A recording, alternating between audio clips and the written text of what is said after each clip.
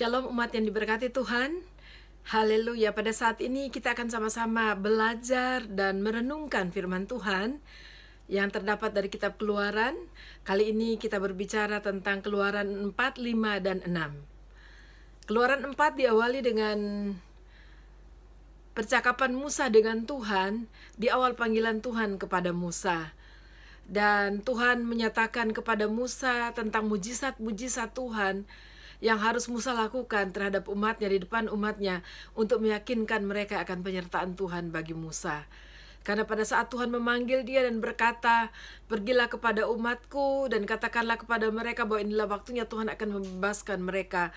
Dan terutama tugas yang Tuhan suruh kepada Musa pada saat itu adalah pergi dan berhadapan dengan Firaun dan berkata bahwa inilah waktunya Allah orang Israel yang mengutus mereka akan membawa bangsa ini keluar dari tanah Mesir. Dan Musa pada saat itu dia begitu khawatir. Berbicara soal panggilan, kadang-kadang kalau kita mendengar sesuatu yang wow, luar biasa, sesuatu yang melampaui yang kita rasakan, kita dapat melakukannya, kita juga bisa bersikap seperti Musa, takut, khawatir, dan segala yang kita tahu kekurangan kita akan muncul di permukaan semuanya, dan itu semua menjadi alasan di hadapan Tuhan. Sama dengan Musa, dia katakan bagaimana bangsa Israel akan percaya kepadanya. Dia meragukan bahwa pada saat dia berbicara, bangsa Israel tidak mau mendengar dia. Dan Tuhan katakan, dan itu menarik sekali di ayat yang kedua, dikatakan, apakah yang ada di tanganmu? Saudara, seringkali dalam panggilan Tuhan, kita terlalu jauh berpikir atau kita seringkali melampaui Tuhan dalam hal kita berpikir ke depan. Dan kita menyadari bahwa kita tidak mampu, kita melihat kita tidak bisa begini, tidak bisa begitu, kita tidak punya ini dan kita tidak punya itu. Tapi saudara, mari kita belajar dari panggilan Tuhan kepada Musa. Tuhan hanya mencari apa yang ada pada kita. Tuhan tidak pernah meminta apa yang tidak ada di dalam kita. Kita melihat ayat yang kedua, dan itu sungguh-sungguh menyentuh hati saya. Dan dikatakan, apakah yang ada di tanganmu? Lalu Musa menjawab, tongkat. Dan dari apa yang ada pada Musa, Tuhan melakukan sesuatu. Tuhan melakukan perbuatan yang ajaib, mujizat. Tuhan seperti mengajarkan Musa untuk main sulap seperti Tuhan. Tapi Tuhan tidak sulap. Kalau sulap itu cuma bohongan, saudara. Tapi Tuhan adalah Allah yang melakukan mujizat. Nah, saudara, Tuhan katakan, tongkat yang ada di tanganmu lemparkanlah ke tanah. Dan pada saat Musa melempar ke tanah, itu berubah menjadi ular. Dan karena saking benarnya ular itu, Musa lari karena takut. Tetapi Tuhan bilang, tangkaplah ekornya, peganglah ekornya. Dan pada saat Musa memegang ekor dari ular itu berubah kembali menjadi tongkat di tangan Musa. Nah, saudara, di dalam tahap ini kita melihat di tahap awal, Musa adalah orang yang mendengarkan Tuhan. Tuhan suruh apa, dia melakukan apa. Lalu tetapi kemudian dia masih kelihatannya kurang yakin dengan itu. Dan Tuhan bilang, oke. Dan sekali lagi kita perhatikan bahwa Tuhan menggunakan apa yang ada di dalam kita. Nah, pertama adalah apa yang kita punya, kita miliki, sesuatu yang dari luar, objek dari luar yang kita punya. Tetapi sekarang, saudara, Tuhan katakan, masukkan tanganmu ke dalam kantong. Lalu Musa memasukkan tangannya ke kantongnya. Nah, lalu kemudian disuruh keluarkan. Pada saat dikeluarkan, tangannya berubah menjadi putih, terkena penyakit lepra. Dan pada saat itu penyakit lepra, saudara, penyakit kusta, itu adalah seperti kutukan dari Tuhan. Pasti Musa tidak suka dengan keadaan itu. Tetapi kemudian Tuhan bilang, masukkan kembali dan lakukan hal yang sama. Lalu keluarkan kembali. Pada saat Musa mengeluarkan itu, kemudian itu tangannya kembali normal, sembuh. Nah saudara, apa yang kita pelajari dari dua hal ini? Bahwa Tuhan berkuasa atas apa yang kita punya.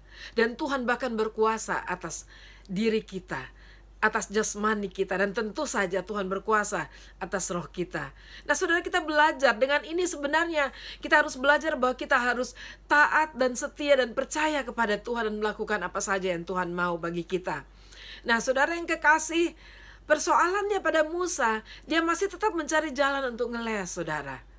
Dan ngelesnya yang berikutnya adalah dia bilang, aku ini berat lidah, aku ini gak fasih lidah, aku ini gak bisa ngomong seperti orang lain. Mungkin kalau ngomong mengalir seperti sungai, atau mengalir sepertinya di lidahnya ada minyak gitu ya, begitu aja keluar. Tapi Tuhan katakan di ayat yang ke-11, nah buat kita dan buat saudara mungkin yang merasakan Tuhan memanggil saudara tapi banyak alasan di hadapan Tuhan.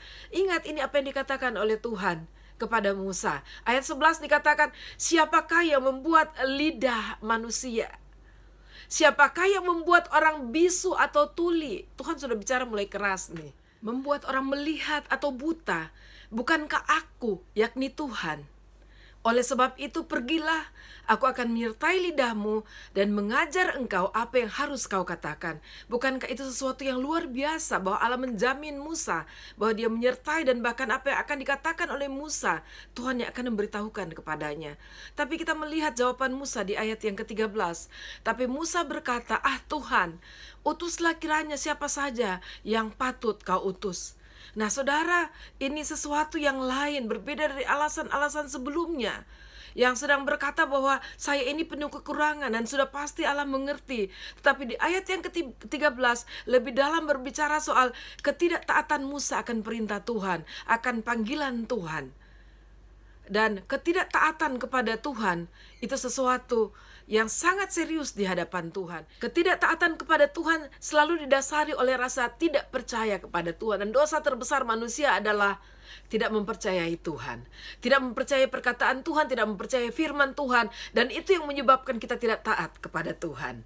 Akar dosa adalah kita tidak percaya kepada Tuhan. Dan buah ketidakpercayaan kita adalah kita tidak taat kepada Tuhan. Sebab itu mari kita berhati-hati, saudara. Ayat 14 dikatakan, maka bangkitlah murka Tuhan terhadap Musa. Bangkitlah murka Tuhan. Kalau Tuhan sudah murka itu berbahaya sekali. Ada satu ayat dalam firman Tuhan dikatakan, celakalah kalau kita sampai berhadapan dengan murka Tuhan. Dan di situ dikatakan, maka bangkitlah murka Tuhan terhadap Musa dan ia berfirman, bukankah di situ Harun orang Lewi itu kakakmu? Aku tahu bahwa ia pandai bicara. Lagi pula ia telah berangkat menjumpai engkau, dan apabila ia melihat engkau, ia akan bersuka cita dalam hatinya.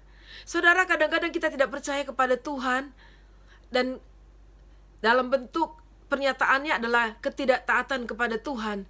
Kita merasa, kita meragukan Tuhan, dan kita seperti tidak menyadari bahwa Tuhan tahu segala sesuatu, dan kalau dia sudah berjanji, dia pasti akan tepati. Ini adalah pelajaran yang sangat berharga bagi kita umat Tuhan, dan harus kita berhati-hati dengannya. Saudara, mari kita di hadapan Tuhan, kita jangan berpikir bahwa kita lebih tahu dari Tuhan. Mari jangan sombong, karena ketidaktaatan adalah bentuk kesombongan manusia terhadap Tuhan. Kadang-kadang kita tidak menyadari hal ini, tapi sadarlah ketidaktaatan adalah bentuk kesombongan kita di hadapan Tuhan. Padahal siapakah kita di hadapan Tuhan? Mari kita berlaku serius dengan Tuhan. Kalau Tuhan berbicara sesuatu kepada kita, lakukanlah tanpa banyak berbantah-bantah. Haleluya. Dan sesudah itu akhirnya Musa pergi menjumpai istrinya dan berbicara dengan istrinya. Lalu kemudian berbicara dengan mertuanya Jitro. Dan kemudian akhirnya dia berangkat untuk menjumpai Harun. Dan dia sebenarnya dalam perjalanan, dan kita melihat di ayat 24, ini masih berlangsung murka Tuhan. Dikatakan, tetapi di tengah jalan, di suatu tempat bermalam, Tuhan bertemu dengan Musa, dan perhatikan selanjutnya, dan berikhtiar untuk membunuhnya. Saudara, dosa selalu berakibat dengan kebinasaan. Sebab itu mari kita berhati-hati. Ada yang Tuhan bisa toleransi, ada yang tidak. Dan berbahaya sekali kalau kita tidak menyadari bahwa kita melakukan dosa yang Tuhan sungguh-sungguh murka terhadap kita. Tetapi kita melihat bagaimana Musa bisa lepas dari dosanya dan boleh menerima pengecualian dari Tuhan. Dan akhirnya dia bisa tetap hidup dan tetap melakukan apa yang seharusnya dilakukan sesuai dengan perintah Tuhan.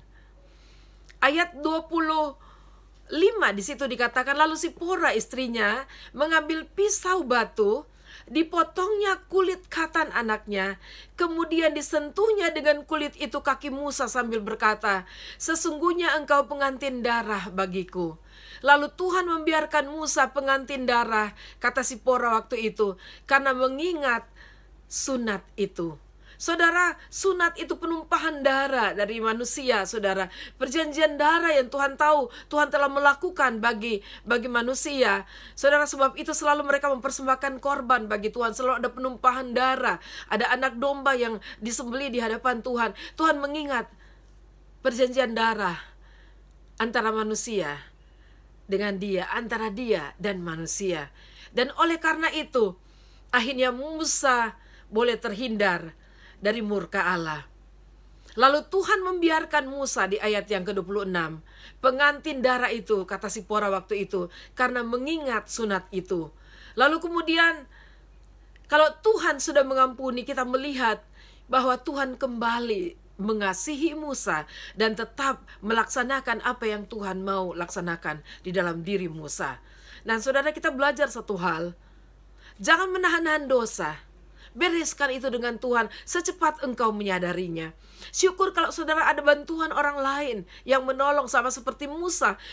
Ada Sipora, istrinya yang mendukung dia.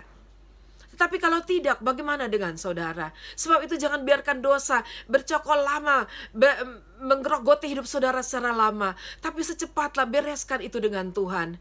Sehingga apa yang sudah menjadi rencana Tuhan, panggilan Tuhan, itu boleh terus terlaksana dalam kehidupan kita.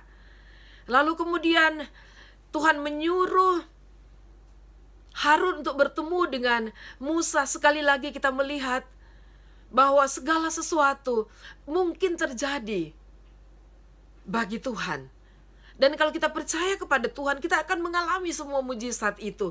Kita tidak perlu, saudara, seperti sekarang ini untuk WA kepada Harun, untuk telepon dia, video call, atau apapun itu, saudara. Kita punya Tuhan, dan kalau Tuhan melakukan sesuatu, tidak perlu bantuan apapun. Tuhan kita adalah Allah yang Maha Kuasa. Amin, saudara. Percayalah. Dan setelah ini Musa memasuki babak baru dalam kehidupannya, yaitu babak kepemimpinan di dalam kehidupannya. Lalu kemudian berdua dengan Harun, mereka berhadapan dengan rakyat. Dan dikatakan di ayat 31, lalu percayalah bangsa itu. Dan ketika mereka mendengar bahwa Tuhan telah mengindahkan orang Israel dan telah melihat kesengsaraan mereka, maka berlututlah mereka dan sujud menyembah. Haleluya, kalau kita punya Tuhan, selalu ada pengharapan bagi kita. Amin, saudara. Haleluya. Lalu kita maju ke pasal yang kelima. Pasal yang kelima berbicara Musa dan Harun menghadap Firaun. Dan pada saat mereka berhadapan dengan Firaun, kita tahu pasti Firaun tidak akan meluaskan begitu saja. Pertama dia tanya, siapa kalian? Lalu siapa Allah mereka? Dia katakan, saya tidak kenal Allah kalian. Dan kalau dia tidak kenal, udah pasti dia tidak mau mempercayainya. Dan dia katakan kepada Musa dan Harun di ayat yang kelima, lihat, sekarang telah terlalu banyak bangsamu di negeri ini. Masakan kamu hendak menghentikan mereka dari kerja paksanya? Mesir sudah mengambil keuntungan yang sangat banyak dari masyarakat, dari rakyat orang Israel yang bertambah-tambah banyak di Mesir. Lalu kemudian Firaun yang tidak menerima perkataan dari Musa dan Harun itu, dia menekan Israel lebih lagi. Mereka pekerjaan mereka ditambah, target yang harus dicapai ditambah, tetapi bahan-bahan dan apapun keperluan mereka dikurangin. Itu berarti bahwa mereka ditekan. Dan saudara tahu pasti kalau mereka tidak mencapai target mereka. Ada penalti yang harus mereka lalui. Sebab itu mereka juga tertekan. Lalu saudara, kita dapat melihat babak baru, babak awal dari kepemimpinan Musa. Kita belajar dari kehidupan kita. Seringkali pada saat Tuhan memanggil kita untuk melakukan sesuatu, dari awal kita sudah susah, dari awal kita sudah tahu kita tidak mampu.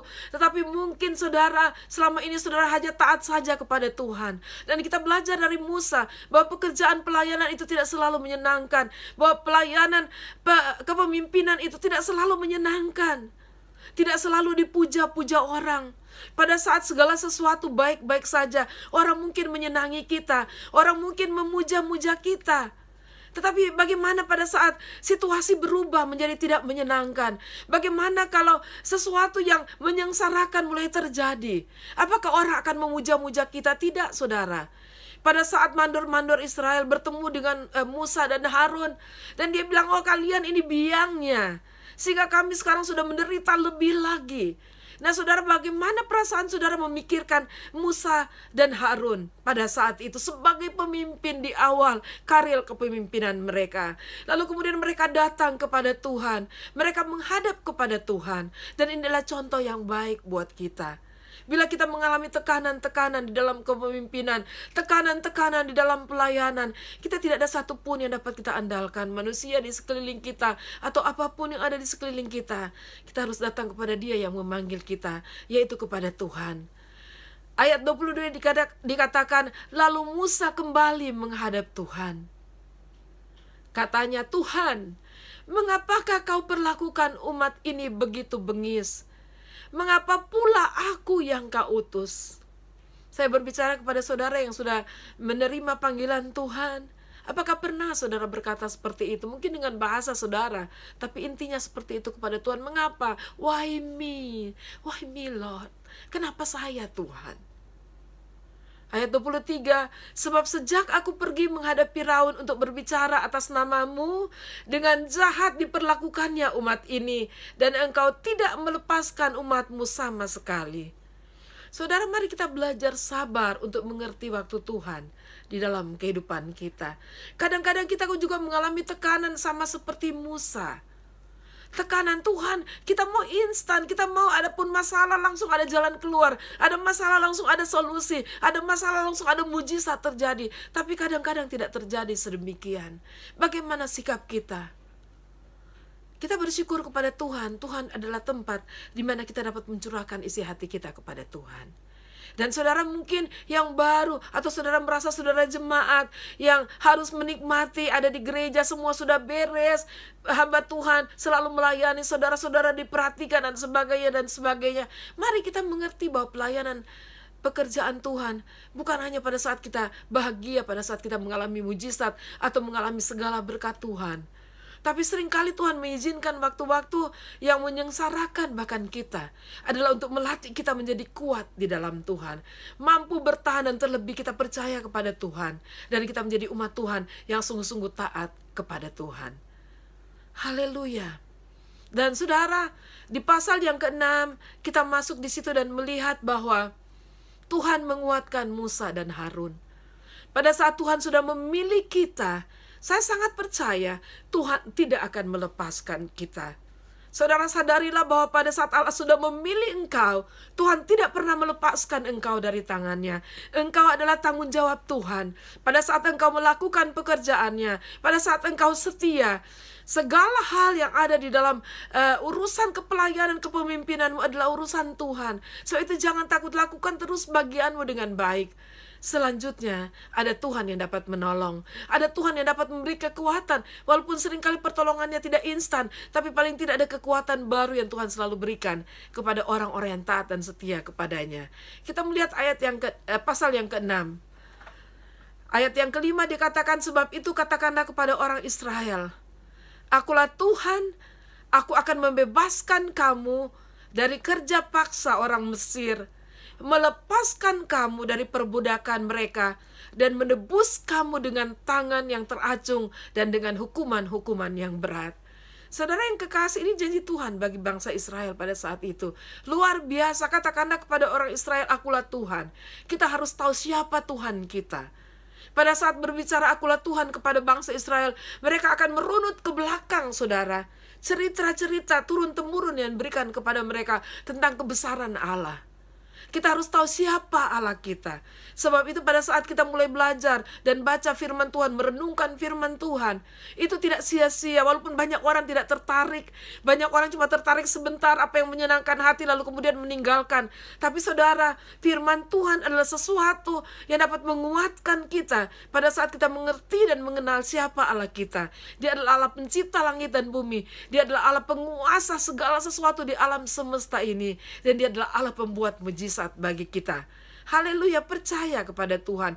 Dan ada satu kata di situ yang saya garis bawahi dan pertama kali disebutkan di situ, saudara, antara hubungan antara manusia, antara Allah dengan manusia, yaitu dikatakan kamu dan menebus kamu dengan tangan yang teracung.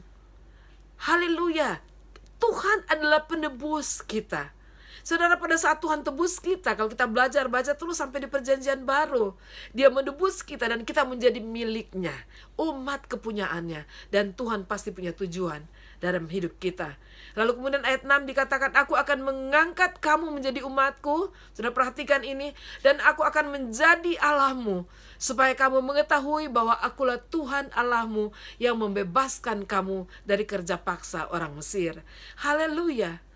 Haleluya. Kita akan terus sama-sama belajar dari kitab Keluaran ke pasal-pasal selanjutnya. Tapi ingatlah bahwa Tuhan ingin saudara mengenal Dia, Allahmu, dengan lebih baik lagi. Sebab itu tetap setia membaca firman Tuhan.